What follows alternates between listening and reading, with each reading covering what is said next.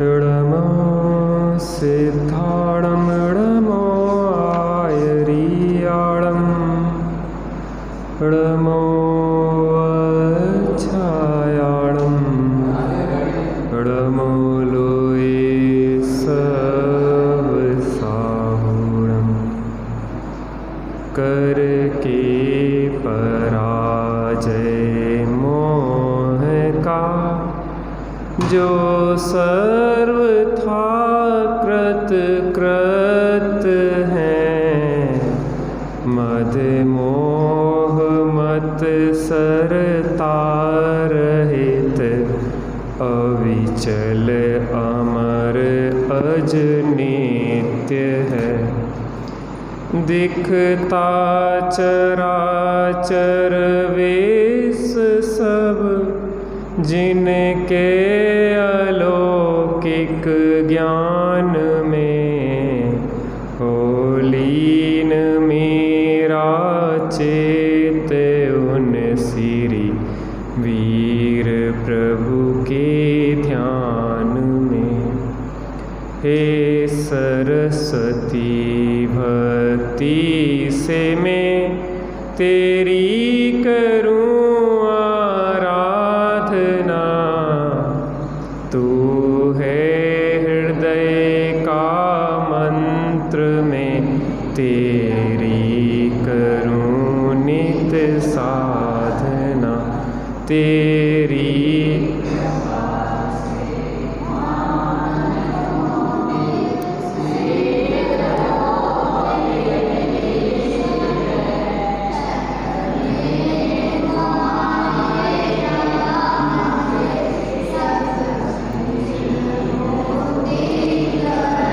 संसार वैभव त्याग कर निज में करें जो लीनता, प्रति क्षण जहाँ पर है सतत प्रभाव की अति क्षीणता।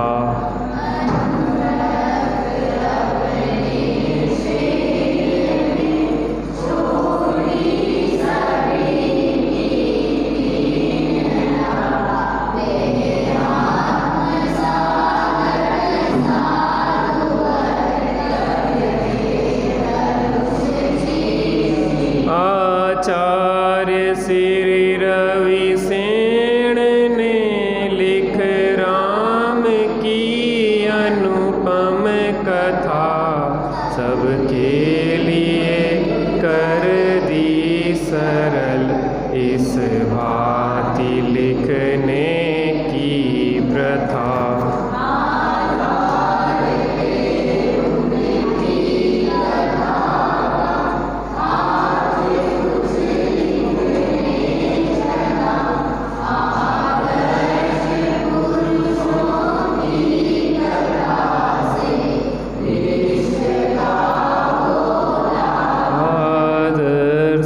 पुरुषों की कथा से विश्व का होता भला।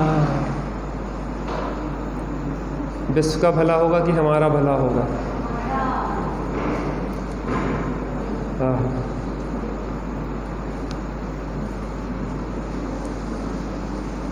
प्रभु राम की कथा। विप्लाचल पर्वत पर महावीर स्वामी का समवसरण आया, और समवसरण आया तो वहाँ पे राजा शरणिक पधारे और प्रभु से प्रार्थना की, प्रभु हमारा चित्त श्री रामचंद्र जी के जीवन चरित्र को सुनने के लिए लालायित है।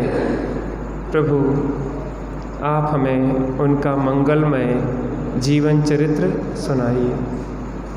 तब गौतम स्वामी ने कहा कि धन्य है शरणिक, तुम्हारे अंदर यह उत्कंठा जागृत हुई है।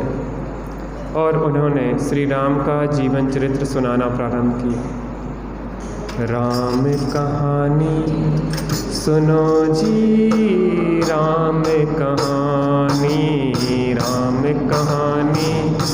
सुनो श्री राम कहानी। श्री राम जय राम जय जय राम, श्री राम जय राम जय जय राम, श्री राम जय राम जय जय राम, श्री राम जय राम जय जय राम। और उनने कथा कहना प्रारंभ किया कि जो कथा हमें ज्ञात है वह वास्तव में योग भाषित नहीं होती है, और हम तुम्हें सही कथा जो भगवान सर्वज्ञ देव के ज्ञान में आई है, हे श्रेणिक, हम तुम्हें वह कथा सुनाते हैं। और कथा प्रारंभ हुई।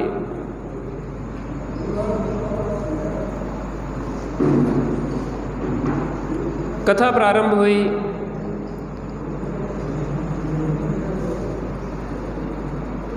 आदिश्वर स्वामी से, और आदिश्वर स्वामी के पिता नाभिराय और मरुदेवी से आदिश्वर स्वामी उत्पन्न हुई है, और उनके माध्यम से यहाँ पे कर्मभूमि के युग के प्रारंभ में प्रथम तीर्थंकर वह हुए। उनके भरतादि 100 पुत्र और ब्राह्मियों और सुंदरी नाम की पुत्रियां हुई। क्रमशः वह मोक्ष गमन कर गए, और उसके बाद आगे किस किस प्रकार से किस किस वंश की उत्पत्ति हुई उसका अपने को चर्चा करना है। पृष्ठ क्रमांक 21-21। हाँ, एक प्रसंग रह गया था उस कथा का, उस प्रसंग के संदर्भ में थोड़ी सी चर्चा यहाँ पे करते हैं। जब आदिश्वर स्वामी ध्यानमग्न थे तो नमी और विनमी उनके पास आए। नमी और विनमी उनके भरतादि के पुत्र जहाँ तक होंगे, मुझे इसके विषय में देखना पड़ेगा कि ये कौन थे। और वह जब ध्यानस्थ थे तो उनके पास आके उनने कहा कि हमें सबको आपने राज्य आदि बांटे हैं, लेकिन हमें तो कुछ दिया नहीं है। और जब वह ध्यानमग्न थे तो उनके पास बार बार आके कहने लगे कि हमें भी तो कुछ दो, हमें भी तो कुछ दो। प्रभु तो ध्यानमग्न थे, वो तो कुछ बोलने वाले थे नहीं। लेकिन धरणेंद्र ने देखा जी क्या कर रहे हैं, तो धरणेंद्र वहाँ पे वेश बदल के आया।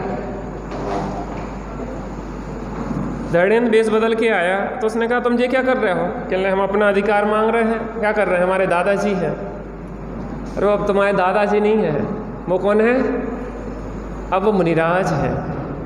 अब उन्हें संसार की मोह माया से कोई मतलब नहीं। और उन्होंने कहा हम नहीं जानते, हमारे लिए तो यही सब कुछ देंगे। उन्होंने कि तुम भरत से जाके मांगो, यहाँ पे इनसे क्या मांग रहे? कहले हम नहीं जानते, हम तो किससे मांगेंगे? इन्हीं से मांगेंगे। देखो, वीर प्रभु का जो भक्त होता है, कोई कितना ही कहे कि वे बहुत कुछ देने वाले हैं। कौन? वे जो भगवान नाम से पूजित जाते हैं, पूजे जा रहे हैं लोक में, लेकिन वो कहीं नहीं जाता है। उसको सुख हो चाहे दुख हो, जो भी समस्या है वो कहाँ पे आएगा? बीतरागी भगवंतों को चरणों में आएगा, अन्यत्र कहीं नहीं भटकेगा। किसी भी कारण से लौकिक समस्याएं हो चाहे पारलौकिक समस्याएं हो, उन सब का समाधान इन्हीं प्रभु के चरणों में मिलेगा। और यहाँ जो समाधान नहीं मिल सकता वो कहीं नहीं मिलेगा। बाकी तो सब संसार में भटकाने वाले हैं। अन्यथा शरणं नास्ति त्वमेव शरणं मम, तस्मात् कारुण्य भावेन रक्ष रक्ष जिनेश्वरम। नहीं त्राता नहीं त्राता नहीं त्राता जगत्त्रये, वीतरागत परो देवो ना भूतो ना भविष्यति। अरे वीतराग देव के अलावा कोई भी शरण नहीं है। जिनेन्द्र भक्ति जिनेन्द्र भक्ति, जिनेन्द्र भक्ति, जिनेन्द्र भक्ति, जिनेन्द्र भक्ति, जिनेन्द्र भक्ति, दिने दिने सदा मेस्तु, सदा मेस्तु, सदा मेस्तु भवे भवे। हमें और कुछ नहीं चाहिए भगवान, बस आपकी एक भक्ति मिल जाए, हमें और कुछ भी नहीं चाहिए। नहीं चाहता जैन धर्म के बिना चक्रवर्ती होना, और नहीं अखरता जैन धर्म के सहित दरिद्री। हमें कुछ नहीं चाहिए, आपकी भक्ति मिल गई तो सब मिल गया। कहीं नहीं भटकना, कोई भी समस्या हो प्रभु के चरणों में आना। तो क्या करें, यहाँ पे आके मांगे क्या? अरे वृक्ष की छाया के नीचे आने वाले को बिना मांगे छाया मिलती है, और वृक्ष के से दूर रहने वाले को मांगने पर भी छाया मिलती नहीं। तो मांगे कि नहीं मांगे? जिनेन्द्र भक्त भिखारी नहीं है, जिनेन्द्र देव का भक्त भिखारी नहीं है। वो तो एक ही चाहता है कि प्रभु आपकी भक्ति मिले, और जिसको भगवान की भक्ति मिलती है उसे सब कुछ अपने आप ही पुण्य की वजह से मिल जाता है, ना चाहते हुए भी। कहाँ जाए? देखो श्रीपाल को कुष्ठ हुआ तो मेनन सुंदरी ने सोचा कि चलो कोढ़ दूर करने के लिए सिद्धों की भक्ति कर लें। काय के लिए? काय के लिए कि जो भाव, जो परिणाम बार बार काय में जाते थे, श्रीपाल के रोग की ओर जाते थे, और मेना सुंदरी भी उन्हें देख देख के कई बार उनके परिणाम दुखी हो जाते थे। तो क्या सोचा कि चलो एक काम करते हैं, बढ़िया मंगल अवसर है और सिद्ध चक्र मंडल विधान का आयोजन करते हैं। उससे क्या होगा? उससे कोढ़ दूर होगा कि नहीं होगा? अरे कोढ़ दूर करने के लिए नहीं, उनने तो अपने परिणामों को पलटने के लिए, बदलने के लिए लगाया। सिद्ध चक्र मंडल विधान वास्तव में बहुत ही सुंदर है। संत लाल जी ने जो लिखा है, और पूर्व के संस्कृत के विधान से उनने उसको लिखा है संक्षेप में। जो पुराना विधान है वो बहुत बड़ा था, उसको संक्षेपीकरण किया और सरलीकरण कर दिया। बहुत अच्छे भाव है। सिद्ध चक्र मंडल विधान का कल्पना दीदी ने अनुशीलन किया, ब्रह्मचारिणी कल्पना दीदी, और वो सिद्ध चक्र मंडल विधान का जो उनने अर्थ लिखा ना कल्पना दीदी ने, वो हमारे घर में रानीपुर में बैठ के लिखा था। रानीपुर में हमारा जो घर था नया खरीदा था, तो वहाँ पे वो खाली डला था, तो दीदी को वहीं रोका था। तो दीदी वहाँ पे रुकी थी, हमारे 103 दिन रुकी थी एक बार रानीपुर में, और बढ़िया बहुत आनंद से उनका लाभ लिया था।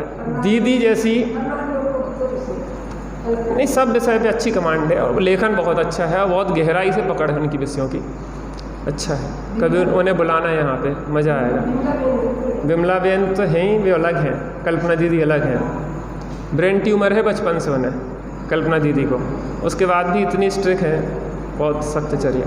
अच्छे जीव हैं, अपन को सबसे लाभ लेना चाहिए, मूल तो इतना सा है। क्योंकि अपने जीवन को बनाने में अनेक लोगों का सहयोग होता है, और उन सब के प्रति अपना आभार होता है, उनके प्रति कृतज्ञ होते हैं अपन, और उनसे अपना जीवन में जो अच्छाई मिले अपन को सीखना चाहिए। तो वो सिद्ध चक्र मंडल विधान की बात है, बहुत अच्छे भाव है, और उसका स्वाध्याय करना चाहिए भाई साहब। स्वाध्याय में रखो सिद्ध चक्र मंडल विधान को, और एक एक छंद का अर्थ करो, तब वो उसका स्वाध्याय चलेगा। मुझे सब कुछ भी एक साथ कैसे ले लें हम? सिद्धांत प्रवेश का भी ले लो, फिर रामायण भी ले लो, फिर सिद्ध चक्र मंडल विधान, फिर तत्वार सूत्र भी पढ़ने का छू को, बच्चों सहस्त्र नाम भी पढ़ने। तो अब इतने सारे थोड़ी ना कि हम सबको अलग अलग पढ़ाते जाएं। अरे सब में एक ही चीज़ है, चाहे रामायण से चल लो पढ़ लो, चाहे महाभारत से, एक ही सादे सब सदैव, सब सादे सब जाए, ज़्यादा उपयोग को नहीं भटकाओ। 3 टाइम 3 बजे से चल रहे, चलने दो शांति से। एक में सब है, 6 द्रव्य 7 तत्व 9 पदार्थ, सब जगह से कोई निकालना है। भेद विज्ञान और आत्मानुभव, द्वादशांक का सार, वो तो बता रहे हम। उपयोग को लगाने के लिए ये भी साधन है। मोबाइल में आंखें गड़ाने की ज़रूरत नहीं, हम तो ये कह रहे हैं कि आप 2-2 4-4 घंटा मोबाइल में घुसे रहो। अपने पास बहुत जनागम है, और अच्छी अच्छी चीज़ें बहुत हैं, जिनको पढ़ के अपने 12-1-2 बजे तक जगना भी है तो उन्हें पढ़ो, अगर नींद नहीं आ रही है। बहुत मज़ा आएगा, नहीं तो ज़िंदगी भी बहुत सबरेगी, आनंद आएगा। हम तो ये कहना चाह रहे हैं, ये नहीं कह रहे कि हम ही सब कुछ पढ़ा दें। हम तो आपको बता रहे हैं कि ये भी चीज़ें स्वाध्याय लायक है और करना चाहिए। भक्ति भी एक अनुपम है, आनंदमय। आज सुबह आप लोग पूजन में आए, आनंद आया कि नहीं आया? देखो, श्रावक का उपयोग एक जगह टिकता नहीं है। हम आपसे कहेंगे हम 4 घंटा स्वाध्याय कराएंगे तो आपको नहीं अच्छा लगेगा। हम कहेंगे चलो आज भक्ति करेंगे, अपन आज बढ़िया स्वाध्याय करेंगे, पूजा करेंगे, विधान करेंगे, अलग अलग कार्य, अलग अलग चीज़ों से, देव पूजा, गुरुपासना, स्वाध्याय, संयम, तप, दान, इस 6 आवश्यकों में जब जैसा उपयोग लगे उसमें लगना चाहिए। परिणामों की विशुद्धि बनाना चाहिए, उसमें क्या है? षटकर्माणि दिने दिन, खूब करो ना भक्ति से। तो मैना सुंदरी ने उपयोग काय में लगाया? सिद्धों की भक्ति में लगाया। अशरीरी सिद्ध भगवान, आदर्श तुम्ही मेरे, अविरुद्ध शुद्ध चिदघन, उत्कर्ष तुम्ही मेरे,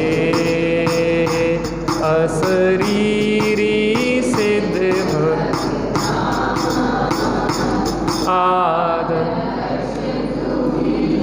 अच्छी भक्ति में लगी और बढ़िया भक्ति में परिणाम भी शुद्ध भी है।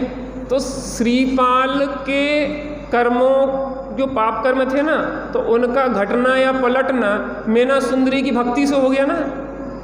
तो किससे हुआ? उनके भाव लगे। आहा, धन्य है।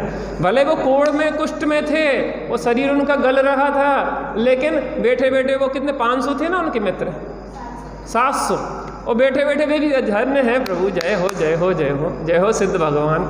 और ऐसी भक्ति कर रहे थे। रागादि रहित निर्मल, जन्मादि रहित अविकल, कुल गोत्र रहित निष्कुल, मायादि रहित निश्चल, रहते निज में निश्चल, निष्कर्म साध्य मेरे, अशरीरी सिद्ध भगवान, आदर्श तुम्ही। भाई 700 बैठे थे कोड़ी, वे भी भक्ति में गूंज रहे थे, मग्न हो रहे थे, आनंदित हो रहे थे। तो उनका क्या हुआ? वर्तमान परिणामों के निश्चय से पूर्वकृत कर्मों में उत्कर्षण, अपकर्षण और संक्रमण होते हैं। तो हुआ क्या? क्या हुआ? पाप कर्मों का क्या हुआ? अवकर्षण। पुण्य कर्मों का क्या हुआ? उत्कर्षण। और पाप कर्म से पुण्य कर्म में संक्रमण हो गया। और क्या हुआ? पुण्य का उदय आ गया और कोढ़ मिट गया।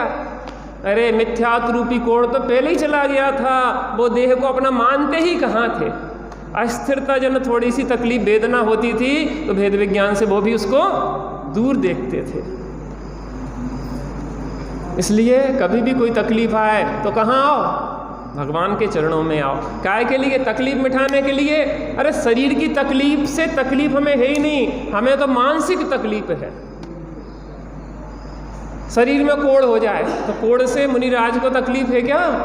वादिराज मुनिराज को कोढ़ है और वो आ गया भक्त कि महाराज हमें जैन दर्शन का अपमान देखा नहीं जाता। वो राजश्रेष्ठी आ गया, मुनिराज को कोढ़, ये कैसे हम नहीं देख सकते? कहले मूर्ख, तुझे अक्कल नहीं है 2 कोणे की। कहने क्यों? कहने लगे जी शरीर का कोढ़ से हमारा क्या संपर्क? इस शरीर के कोढ़ से हमारा क्या संबंध? मुनिराज को कोढ़ नहीं होगा जो कहाँ लिखा है? कौन सी डिक्शनरी में और कौन से ग्रंथ में लिखा है? अरे पाप का उदय तो पूर्वकृत कर्म का उदय होए, पाप का सो मुनिराज हो चाहे कोई हो आ जाए, उसमें हम क्या कर सकते? नहीं नहीं महाराज, हम किया है वहाँ पे राज्य में, किया है। क्या किया है कि हमारे मुनिराज तो हमारी कंचन वर्णी काया वाले होते हैं। कहले मूर्ख, तेरी गलती तू संभाल, हम क्या कर लेंगे? नहीं महाराज कछु तो करो। कहले हम तो जो 60 आवश्यक होते हैं वो रोज प्रतिदिन करते हैं, हमें उससे क्या मतलब? हम तो अपनी भक्ति पूजा उपासना, हम तो कुछ कर नहीं सकते जी। वस्तु स्वतंत्रता है, एक द्रव्य दूसरे द्रव्यों का कुछ कर सकता नहीं है। कौन सा अभाव है इसमें? अत्यंता भाव है। वज्र की दीवार खड़ी हुई है अत्यंता भाव की, मैं क्या कर सकता हूँ। दूसरे दिन राजा पूरे सबके साथ आए और वहाँ पे आके मुनिराज वादिराज मुनिराज गुफा में बैठे थे और शोरगुल सुना तो बाहर निकले और देखा तो कंचन वर्णी काया चमकती हुई देवी देदीप्यमान स्वर्ण की तरह एकदम से आहा जय हो चमत्कार हो गया। कहला मूर्ख अभी भी अकल नहीं आई तुमने। चमत्कार तो एक ही है, वो है चैतन्य का चमत्कार। और रत्नत्रय से तो हम निरंतर मंडित हैं आभूषणों से। हमारा जीवन तो रत्नत्रय की आवाज़ है निरंतर। जब कुष्ठ था तो भी रत्नत्रय से हम चमक रहे थे और अभी भी चमक रहे। इससे हमारा क्या संबंध। और तुम्हें जो लग रहा है कि इनने कुछ किया तो जो छिंगली में अभी भी कोड़ है और मिटाने वाले तो इसको भी मिटा लेते हैं। इस भ्रम में नहीं रहना। तो एक आदमी खड़ा हुआ, कह ले आप कुछ भी कहो हम तो आपका ही चमत्कार मानेंगे। ऐसे भोले भक्तों को कोई नहीं समझा सकता। कौन समझाए क्या होता है। तो नमी भी नमी ने पेड़ पकड़ लिया, नहीं हम तो आप ही से लेंगे, आप ही से लेंगे। अब धरने अंदर ने देखा कि ये तो बच्चा परेशान कर रहे हैं, चलो देखें ना क्या समस्या है। उनने कि महाराज इनने सबको राज दे दिया, हमें रह गए, हमें दिया नहीं अभी तक। कोई बात नहीं, उनने हमें भेजा है तुम्हें देने के लिए, कहले दो। तो फिर उनने इन दोनों को राज्य दिए। विजयार्ध पर्वत की उत्तर और दक्षिण श्रेणी के राज्य किसको दिए? नमी और बिनमी को दिया, क्योंकि ये कथा रह गई थी और इसका संबंध आगे से है, इसलिए मैंने इस कथा को पीछे का सुना दिया है ना। अब यहाँ पे जहाँ से अपनी कथा हुई थी कल, उसके आगे अपन यहाँ पे कथा देखते हैं। हाँ, भरते सरस्वत अर्क कीर्ति से सूर्यवंश की हुई प्रवृत्त, इस कुल अगणित धरणीधर भव से हुए निवृत्त। बाहुबली के अनुज सोम यश सोम वंश के थे आधार, बहु तेरे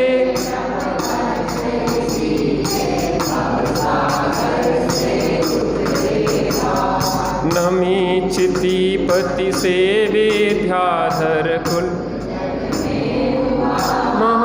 महाविख्यात। इस कुल के भी अगणित खेचर गए मुक्ति कर, कितने ही तजराज संपदा सुरपुर में कर गए प्रयाण। भोगों में ही लीन रहे जो मिला, जो भरत चक्रवर्ती थे उनने अर्क कीर्ति को राज्य से किया। एक और सिद्धांत यहाँ पे आने वाला है। भरत चक्रवर्ती 6 खंड के अधिपति चक्रवर्ती थे और जैसे ही अर्क कीर्ति का राज्याभिषेक किया और उनकी समस्त 14 रत्न और 9 दे दिया लुप्त हो गई। लोग पूछते हैं भगवान महावीर स्वामी को ज़्यादा समय तो हुआ नहीं, 2600 वर्ष लगभग हुए हैं। तो लोग पूछते थे कि जब वो 14 करोड़ रत्न 4 टाइम बरसते थे, कहाँ पे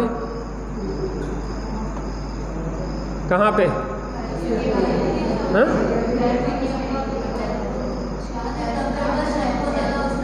जहाँ पे वो जन्म हुआ, कहाँ पे जन्म हुआ था भगवान महावीर स्वामी?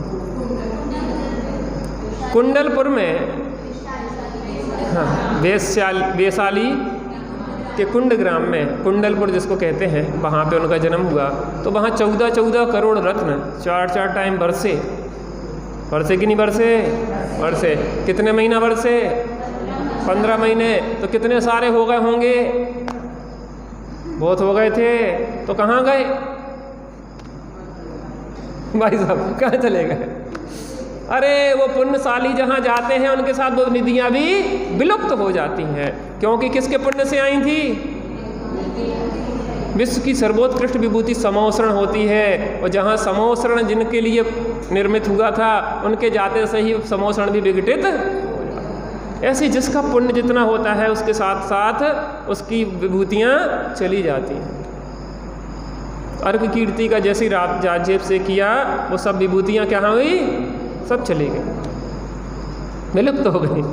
कौन किसको दे? एक नियम है, जितना पिता के पास होता है उतना पुत्र के पास कभी नहीं होता। राजा भैया क्या कहा? चक्रवर्ती का पुत्र चक्रवर्ती होता है क्या? तीर्थंकर का पुत्र तीर्थंकर, नारायण, पृथ्वीनारायण, बलभद्र, इनके पुत्र कभी क्या वो पदवी के धारी होते हैं? या तो अधिक या कम, क्योंकि हर कोई के कर्म का उदय अलग अलग है, पुण्य पाप के उदय अलग अलग हैं, तो कम या ज़्यादा होता है, बराबर कभी किसी को। हाँ, तो वह अर्क कीर्ति से सूर्यवंश की उत्पत्ति हुई। अर्क कीर्ति कौन थे? भरत के पुत्र। और इस कुल में बहुत सारे जीव ऐसे हुए जिन्होंने अपनी अपनी योग्यता अनुसार स्वर्ग और मोक्ष आदि को प्राप्त किया। बाहुबली के जो अनुज थे वो सोमयश, उनसे सोमवंश की उत्पत्ति हुई। किसकी हुई? सोमवंश की उत्पत्ति हुई। उस सोमवंश में भी अपने कर्मोदय अनुसार कोई स्वर्ग मोक्ष आदि को प्राप्त हुए। नमी जो थे, नमी और बिनमी में से नमी जो थे, नमी जो विद्याधर कुल के शोभा थे, वो उनने विद्याधर कुल को विख्यात किया। और इस कुल से भी अनगिनत जीव अपनी अपनी योग्यता अनुसार स्वर्ग मोक्ष आदि को प्राप्त हुए। और इस ही विद्याधरों में एक राजा हुआ, उसका नाम क्या था? विद्युद्रष्टम। क्या नाम था? आप लिखते जाया करो, क्योंकि उससे आपको पूरा विषय जो अपने यहाँ पे हरिवंश पुराण का है वो आपको समझ में आता जाएगा। तो वह विद्युद्रष्टम जो था वो बहुत अहंकारी जीव था। और एक बार क्या हुआ कि वो अपनी विमान से विदेह क्षेत्र में गया, और विदेह क्षेत्र में जाके उसने संजयंत मुनिराज को देखा। किसको देखा? वो संजयंत मुनिराज आत्म ध्यान में, आत्म तपस्या में, आत्म आराधना में लीन थे। और आत्म आराधना में लीन ऐसे मुनिराजों को देख के कौन होगा जिसके परिणाम उनके प्रति भक्ति भाव से नमनीभूत नहीं होंगे? होगा कोई? होगा, विद्युद्रष्टम जैसा कोई जीव होगा। देखो, देव शास्त्र गुरु रतन शुभ, तीन रतन करता। देव, शास्त्र और गुरु, ये तीन रत्नों को देने वाले हैं। कौन कौन से देव किस रत्न को देते हैं? सम्यक दर्शन, शास्त्र सम्यक ज्ञान में निमित्त है, और गुरु अरे जो सम्यक चारित्र में निमित्त होते हैं, ऐसे गुरुराजों को देख के भी किसी के परिणाम कैसे होते हैं? कैसे होते हैं? बिगड़ जाते हैं, उनका अहित करने के हो जाते हैं। देख उन्हें उस विद्याधर को मन में उपजा अतिशय क्रोध, पूर्व जन्म के कर्मों के वश प्रगटित होता वैर विरोध।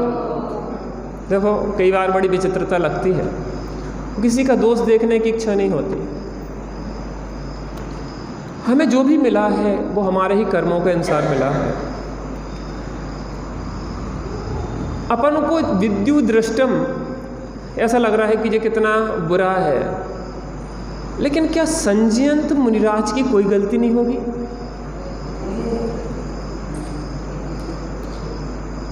आप कहोगे वो तो मुनिराज है, वो क्या गलती कर रहे हैं? वो तो आत्मा आराधना में लीन है, वो तो अपने कर्मों के क्षय में लगे हैं। लेकिन भाई साहब, आत्मा आज की है क्या? अनादि काल से चल रहा है जिस संबंध। पूर्व भवों में अगर संजयंत मुनिराज के जीव ने उस विद्युद्रष्टम के जीव के साथ कोई अगर ऐसा कृत्य ना किया होता, या कोई पूर्व में ऐसा पाप का कर्म नहीं किया होता, तो इस भाव में उनके साथ ऐसे भाव उसके क्यों आते? स्वयं किए जो कर्म सुभा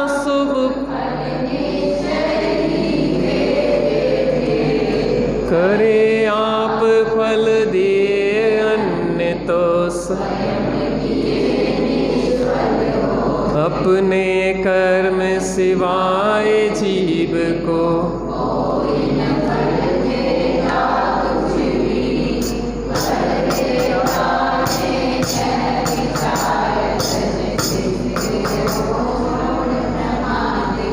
अरे हमने जो कर्म किए हैं उसका फल हमें ही भोगना पड़ेगा। और पूर्व जन्म के कर्मों के बस उसके मन में उनके प्रति क्या बैर विरोध का भाव जागृत हो गया। ध्यानारूढ़ उठाकर उनको ले आया पुर में तत्काल, कहा नगर में द्वेष विवश हो इन लगे मारने अज्ञानी जन मुष्टि तथा कर कस पाषाण, सह कर वह उपसर्ग शांति से प्राप्त क्या गजब की बात है। ये है बात। वो देश बस वहां से उठा के ले आया। किन्हें उठा के ले आया? संजयंत मुनिराज को उठा के कहाँ ले आया? अपने नगर में ले आया। और ध्यानारूढ़ मुनिराज को लेके अपने नगर में रखा और नगरवासियों से कहा मारो इस दुष्ट को। नगरवासी भी कैसे अविवेकी, कैसे अविवेकी। हम आपके बीच में आए और हम आपके बीच में आके कोई ऐसी विद्वेष की बातें करें जिससे कि समाज खंडित हो जाए, समाज टूट जाए। आप प्रेम से रहते थे, आप में विद्वेष हो जाए तो वो बात मानने योग्य है कि नहीं है? हम भले कितने ही आपके लिए आदरणीय हो, सम्मानीय हैं, लेकिन जिनागम के विरुद्ध कोई भी बात मानने योग्य नहीं। यहाँ व्यक्ति की कीमत नहीं है, यहाँ गुणों की कीमत है। यहाँ पे व्यक्ति पूज्य नहीं है, यहाँ गुण पूज्य है। और यहाँ तो हमारे जो मुनिराज हैं, हमारे जो ज्ञानी जन हैं, लोगों में प्रेम वात्सल्य को बढ़ाते हैं, सबके हित सबके सुखदानी। अरे उन्हें देख के तो सिंह और गाय भी परस्पर में एक घाट पे पानी पीते हैं। सर्प और नेवला परस्पर में भेदभाव भूल जाते हैं। हमारे मुनिराज तो धनी मुनिराज हमारे हैं,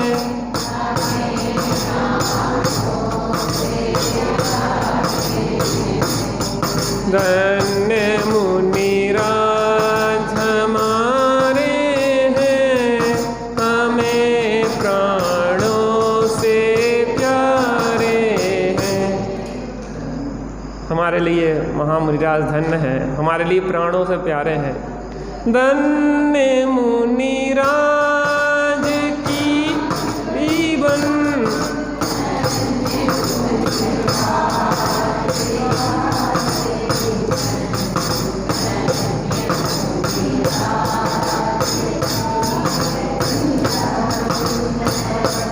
बरते ससंवेदन, धन्य मुनिराज हमारे हैं, हमें प्राणों से प्यारे हैं।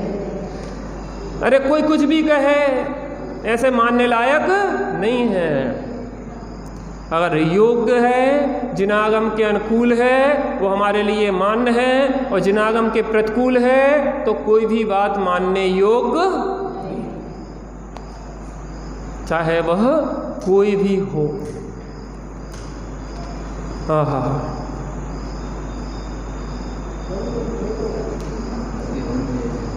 कोई भी हो।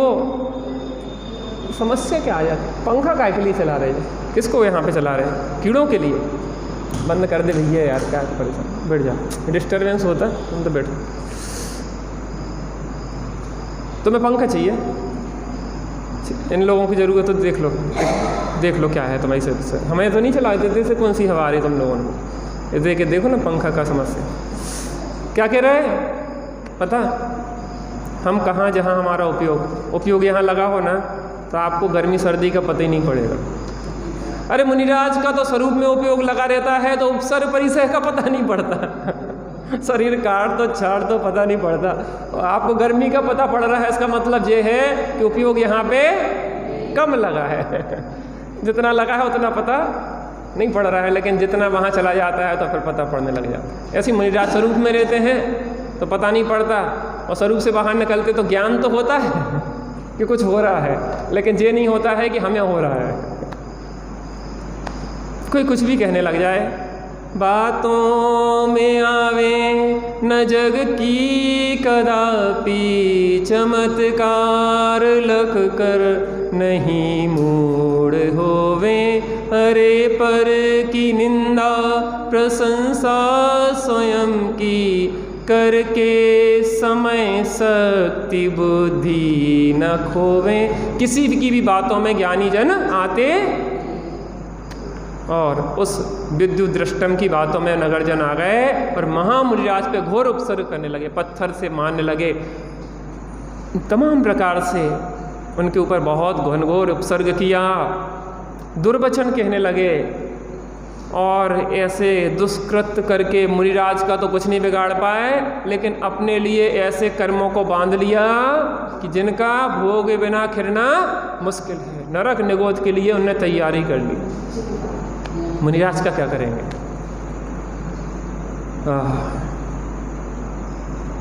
और संजयंत मुनिराज तो अपने ध्यान में और गहरे गहरे गहरे गहरे डूबते गए और छपक श्रेणी पे आरूढ़ हो गए और केवल ज्ञान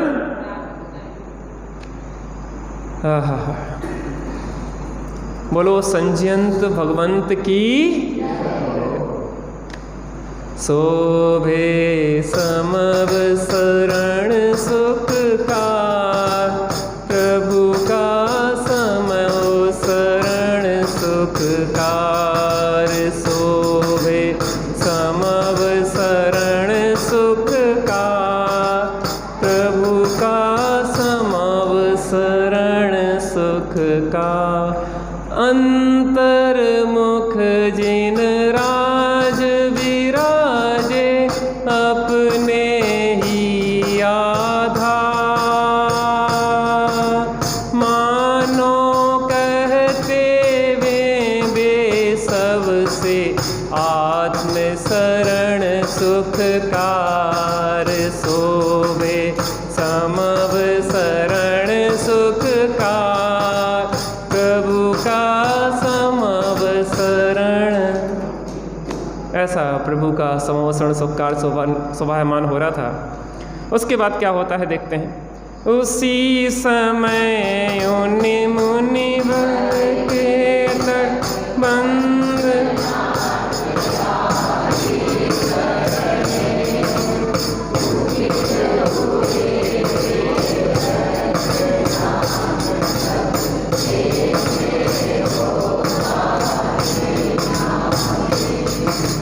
नाग पास से बांध प्रजा को हुए मारने को तैयार। कहा सभी ने विद्युत दृष्टि का, है इसमें अपराध। जब समवसरण लग गया संजयंत मुनिराज का, तो वहाँ पे कौन दर्शन करने आया? धर्मेंद्र दर्शन करने आया। और जैसे ही उसको यह ज्ञात हुआ कि महामुनिराज के ऊपर ऐसा उपसर्ग किया इन दुष्ट पापियों ने, और उसको अत्यंत क्रोध आ गया। जैसे सर्प को, नागेंद्र को क्रोध आ जाता है, वैसे उस धर्मेंद्र कुपित हो गया।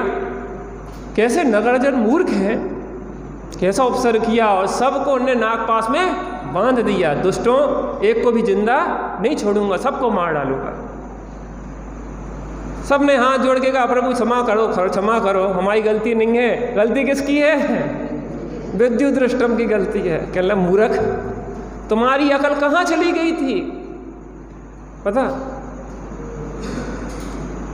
कई लोग ऐसे लोग होते हैं जो यहाँ की वहाँ झूठी बढ़ाते रहते हैं। सास से बहू की बुराई कर देंगे, बहू से सास की बुराई करेंगे, पिता से पुत्र की करेंगे, पुत्र से पिता की करेंगे, और घर में लड़ाई करवाने की पूरी पूरी उनकी प्लानिंग रहती है। उनका काम ही एक ही है और बड़ा मजा आता है। वे बेजीव हैं जो नरक में जाके आपस में लड़ाते हैं। नाम क्या है उनका? असुर कुमार जाति के वो देव होते हैं। और वही कुछ लोगों की आदत होती है यहाँ की वहाँ, और वो क्लियर नहीं करते आपस में कि ऐसी बात सही है कि गलत है, और आपस में लड़ बैठते हैं। बिना बात के बतंगड़ बनते हैं और घरों में इतना क्लेश होता है। बिना विचारे तुमने मुनिराज के ऊपर उपसर्ग कर दिया मूर्खों। उसके कहने पे तुम्हें ये तो पूछना चाहिए था कि इनका अपराध क्या है। अपराध क्या है तुमने पूछा? कि नहीं पूछा तो फिर यही तो तुम्हारी गलती है। ये भी उचित नहीं समझा कि ये महामुनिराज सबके हित सबको सुखदानी, किसी का बुरा नहीं विचारते स्वप्न में। इनके लिए तुमने ऐसा घोर उपसर्ग किया बिना विचारे। चलो कोई बात नहीं, उसको देखते हैं। कौन को? विद्यु दृष्टम को। उत्साहित कर इसने हमसे नाथ कराया है जो दो, क्षमा चाहते हाथ जोड़कर आप न कीजिए हम पर को ज्ञात।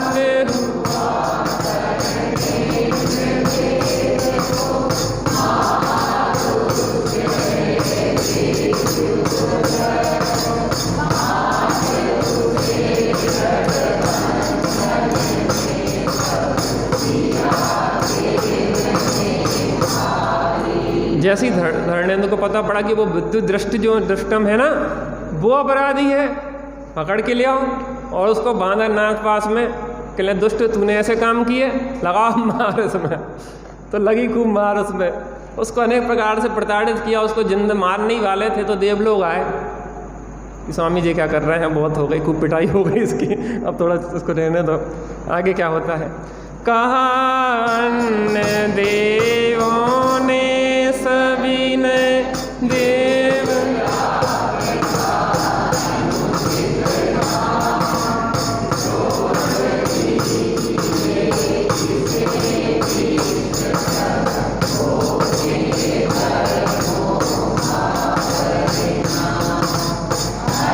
उसकी सारी विद्याएं किया उसे बंधन से ही व्यतीत हुआ खेचरपति मन में फणिधर जैसे रत्न भी। देवों ने कहा महाराज बहुत हो गई, खूब कूट पिटाई हो गई, अभी को छोड़ दो, कहा को जबरदस्ती मारे डाल रहा है उसको। अरे इस जन्म में ना सही पर भव में पाहे अपने अपने कर्मों का फल सबको मिलता है। अरे महाराज इसके कर्म ही इसको मारेंगे, आप कहाँ को जबरदस्ती इसके लिए लगे हो। इसने जो अपराध किया है कर्म इसको छोड़ने वाले नहीं हैं। विश्व की सबसे बड़ी न्याय व्यवस्था कौन सी है? कर्म व्यवस्था है। लगता है कि कोई नहीं देख रहा, कोई छुपा के काम कर रहे हैं, गलत काम कर लो, ये कर लो, वो कर लो। अरे सब कर्म देख रहे हैं और एक एक का लेखा जोखा चलेगा, एक एक कर्म हिसाब लेगा। फिर रोएंगे, चिल्लाएंगे, गिड़गिड़ाएंगे। ना तो कर्मों के ज्ञान है, ना कर्मों के दया है। राजा के सामने गिड़गिड़ा लो तो ज्ञान है तो कम से कम क्षमा कर देगा।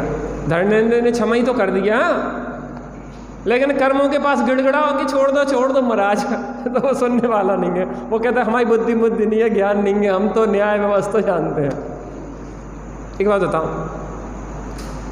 कंप्यूटराइज सिस्टम हो आपके मंदिर में कि सुबह लेके 6 बजे से रात के 10 बजे तक मंदिर खुलेगा, ठीक है ना। रात के 10 बजे से 6 से 10 बजे तक गेट खुलेगा, जो भी आए खुल जाएगा, और 10 बजे के बाद ऑटो लॉक हो जाएगा। आपने वो सिद्धायतन देखा? सिद्धायतन सागर में एक सिद्धायतन बना, और वहाँ पे वो बताते कि शायद विश्व की या कहाँ की स्फटिक मणि की सबसे बड़ी प्रतिमा है वहाँ पे, सिद्ध प्रभु की। वो कलर का डायरेक्शन से कलर बदलते रहते, वो उस पर रोशनी आती है। आप लोग सागर गए हो कभी तो वहाँ पे एक सिद्धायतन है, वहाँ पे एक प्रतिमा है। तो उसमें वो क्या लोकर है, लोकर कितने लाख रुपए से उस मंदिर को लोकर के रूप में बनाया उन्होंने, लोकर।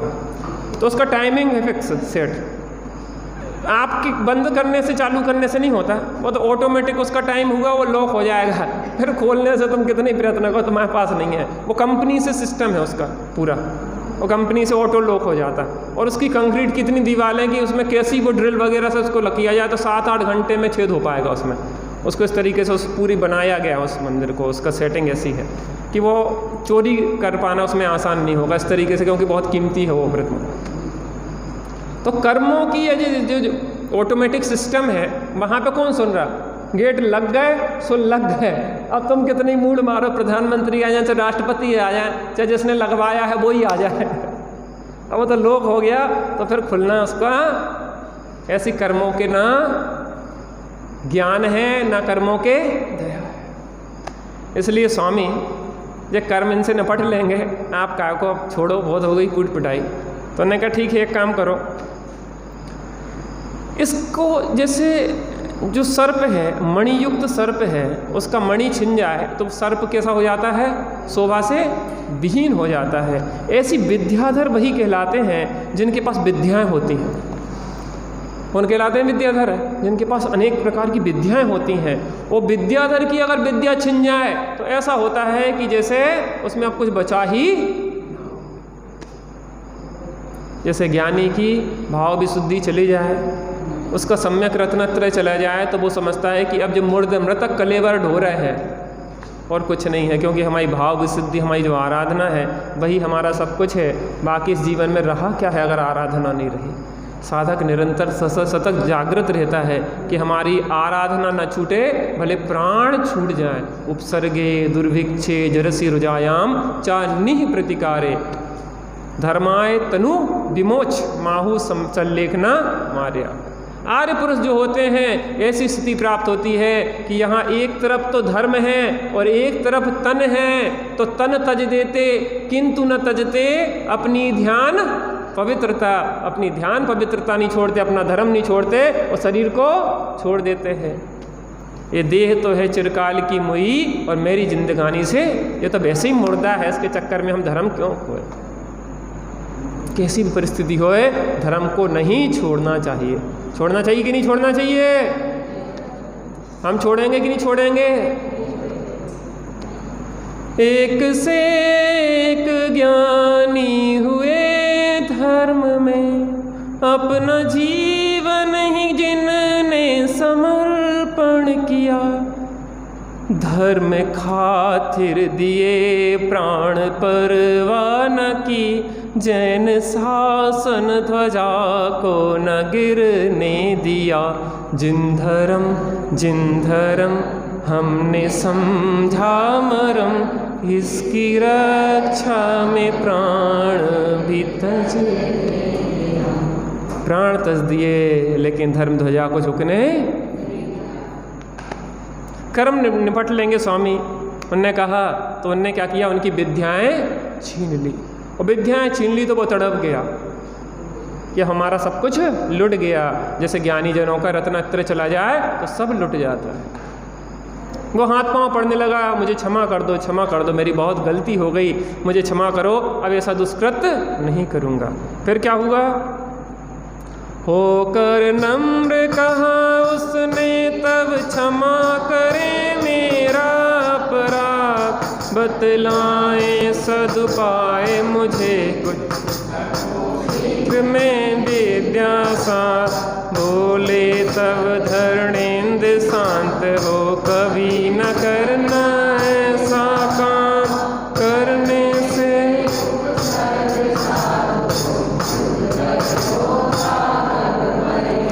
अरे ऐसा दुष्ट कृत्य अब नहीं करना। अरे गलती तो करना, लेकिन नहीं करना। क्या कहा? गलती तो करना लेकिन नई गलती करना, पुरानी गलती नहीं करना। बड़े पंडित साहब के पास थे हमसे कोई गलती हो गई तो हमने क्षमा मांगा, पंडित साहब क्षमा कर दो, अब गलती नहीं करेंगे। कहले नहीं बेटा, ऐसा नहीं है कि गलती नहीं होगी, तो अब सिद्धता को प्राप्त थोड़ी ना होगा कि जो गलती नहीं होगी। गलती तो करना लेकिन पुरानी गलती नहीं करना, नई गलती करना। जो एक बार गलती हो चुकी दोबारा उसको दोहराना नहीं, यही सच्चा उसका प्रायश्चित होता है। क्या होता है प्रायश्चित? भूल के अब कभी भूल होना, जो भूल हो चुकी वो भूल दोबारा नहीं करना। प्रतिक्रमण, प्रत्याख्यान और आलोचना करके अपनी निंदा आलोचन से करता हूँ पापों को। गलतियाँ तो होंगी, हम जिस भूमिका में हैं गलतियाँ होंगी, लेकिन एक बार जो गलती हो जाए उसको दोहराना नहीं। यही प्रायश्चित होता है। अपन भूमिका अनुसार अभी कमजोरी है ना, होगी, लेकिन गलती करने का उद्देश्य नहीं है। लेकिन क्या करें, अशक्यता है।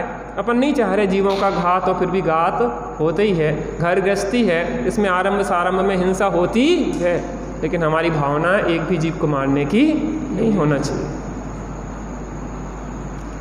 उसने बहुत क्षमा याचना की। उसने कहा प्रभु मुझे क्षमा करो, मैंने बहुत दुष्कृत्य किया है। अब पुनः मेरी विद्याएं मुझे कब प्राप्त होगी? क्योंकि विद्याधर वही कहलाता है जिसके पास विद्याएं हो, और विद्याएं नहीं है तो मेरी कोई कीमत नहीं है।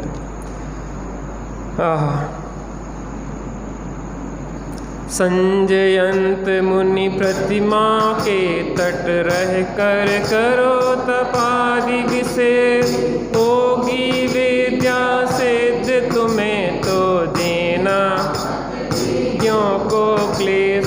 चैत्यालय जुन मुनियों का यदि कर बैठोगे तुम,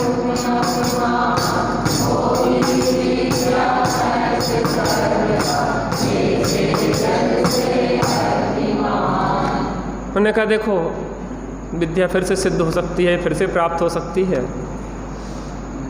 जिनके प्रति तुमने अपराध किया है उनके ही चरणों में बैठो और तपस्या करो, घोर तपों को करो, उनसे क्षमा याचना करो।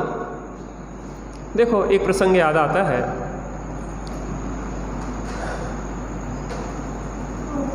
जब राम, सीता और लक्ष्मण वनवास में थे, दंडक वन में गए। दंडक वन में मुनिराज को आहार दान दे रहे थे। उतने में वह एक आहार चर्या होने के बाद एक गिद्ध पक्षी उनके चरणों में जाके गिरा और उनके चरणों में जाके अश्रुधारा से उनके पाद पंकज पखार दिए। उन्होंने कहा सीता घबरा गई, ये कौन है? कहले सीते ये वही जीव है जिसने 500 मुनिराजों को घानी में पेला था। क्या नाम था? दंडक नाम का राजा। अरे जिन मुनिराजों के प्रति अभक्ति वस्तु ने कर्म बांधे थे, उन्हीं मुनिराजों के चरणों की भक्ति से ही कर्म खिलेंगे। कभी भी देव सद्गुरु का अपमान नहीं करना, भूल के भी कोई भूल। इतनी शक्ति हमें देना भगवन, कभी विश्वास कमजोर होना। हम चले रास्ते पे हमसे भूल कर भी, अब भूल के भी ऐसी भूल मत करना जिससे पुनः ऐसी घटना घटे। तो तुम्हें जिनके प्रति तुमने द्वेष भाव रख के ये दुष्कृत किया, उनके चरणों में ही बैठो और आराधना करो, तपादि को करो, तो तुम्हें फिर से विद्याएं सिद्ध होंगी। लेकिन पुनः अगर तुमने देव सद्गुरु का अपमान किया तो पुनः तुम्हारी विद्याएं नष्ट हो जाए।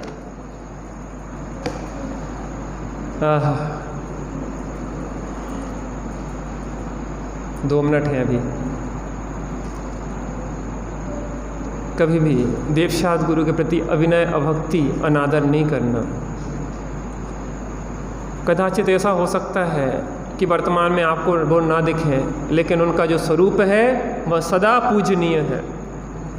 देव सद्गुरु के प्रति भक्ति रखना, प्रत्यक्ष या परोक्ष कहीं भी हो, उनके प्रति हमारा कोटि कोटि वंदन हो। प्रातःकाल उन्हीं के स्मरण से हो। हरिहंतो भगवंत इंद्र महिता सिद्धाश्च सिद्धीश्वरा आचार्या जिन शासनोन्नति करा पूजा उपाध्यायिका श्री सिद्धांत सुपाठिका मुनिवरा रत्न पंचयते परमेष्टिना प्रतिदिनं कुर्वन्तु ते मंगलं कुर्वन्तु मे मंगलं कुर्वन्तु न मंगलम। हमारा दिन का प्रारंभ भी पंच परमेष्टि के स्मरण से हो और दिन का अंत भी पंच परमेष्टि के स्मरण से हो, तो दिन भी अच्छा बीतेगा और रात्रि भी अच्छी बीतेगी और पूरा जीवन ही अच्छा आनंदमय हो जाएगा। समझायो उस विद्याधर को चले गए धरणेन्द्र स्वधाम, हुए इसी विद्याधर कुल में अगणित नायक गुण के धाम। धर्माराधन तत्परता से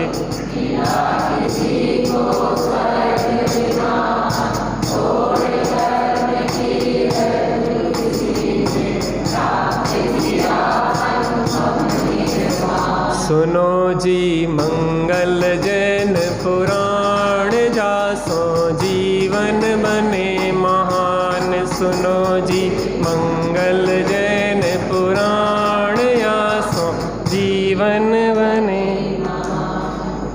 इस प्रकार से उस विद्याधर को समझाया और धरणेन्द्र वहाँ से चले गए।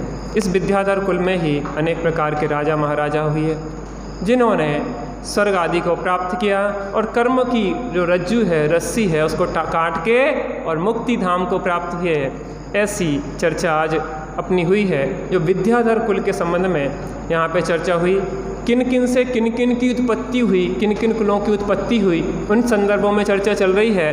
तो यहाँ पे विद्याधर के संबंध में कुछ चर्चा आई है। अब आगे जाते के अजितनाथ भगवान जो द्वितीय तीर्थंकर हुए हैं, उनके माध्यम से इक्ष्वाकु वंश की उत्पत्ति हुई, किन किन से किन किन वंशों की उत्पत्ति हुई, उनकी चर्चा करते हुए आगे यह अपनी रामायण बढ़ेगी। क्रमशः कल से जैन सिद्धांत प्रवेश का आपको जानकारी दे दें फिर से जिन्हें जानकारी नहीं है। सप्ताह में 5 दिन सोमवार से लेके शुक्रवार तक जैन सिद्धांत प्रवेश का चलेगी और शनिवार और रविवार को। अरे आप बार बार बदलते नहीं हैं डिसीजन, अब हो गया तो हो गया, चलने दो। पता हम टेस्ट इसलिए बदल देते, थोड़ा सा मीठा खाते खाते भी थोड़ा सा आदमी को एलर्जी होती तो थोड़ा नमकीन भी बीच में दे देते हैं, इसलिए 5 दिन वो चलेगा और 2 दिन उन सिद्धांतों के प्रयोग चलेंगे। जो सिद्धांत पढ़ेंगे 2 दिन इन कथाओं के माध्यम से कैसे महापुरुषों ने उन सिद्धांतों का प्रयोग करके अपने जीवन में समता धारण करके मुक्ति की प्राप्ति की और हम भी कैसे मुक्ति की प्राप्ति करें, उन सिद्धांतों का प्रयोग 2 दिन चलेगा। ऐसे ही अपना क्रम चलेगा। निज निधि निज में